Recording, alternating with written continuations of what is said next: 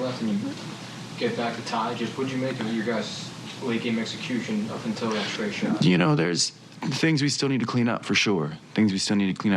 But I think one thing, you know, anybody can shoot in those final minute and a half, 2 minutes, which is kind of what we ran into the problem with Philly. You know, every team kind of has late game offense, late game sets they go to, and things of that nature. And in that game against Philly, you could see us bogged down in those last 4 minutes of what are we doing.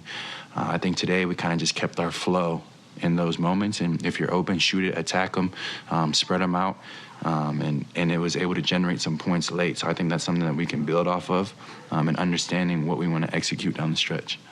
As somebody that grew up, you know, in one system, what do you find, I guess, more challenging to adjust to, the way they run their offense here or the way they defend? I think it's the defensive end.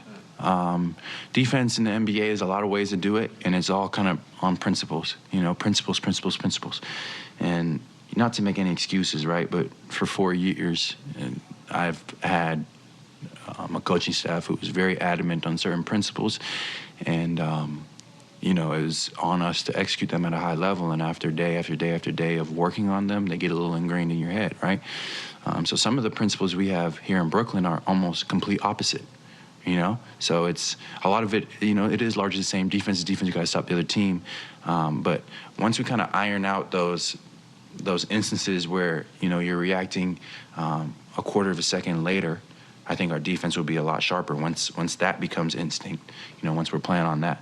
There's a couple of rotations that I know personally over the last 5 games that I've missed just because I'm kind of caught in the middle ground where my mind is reverting back to old habits.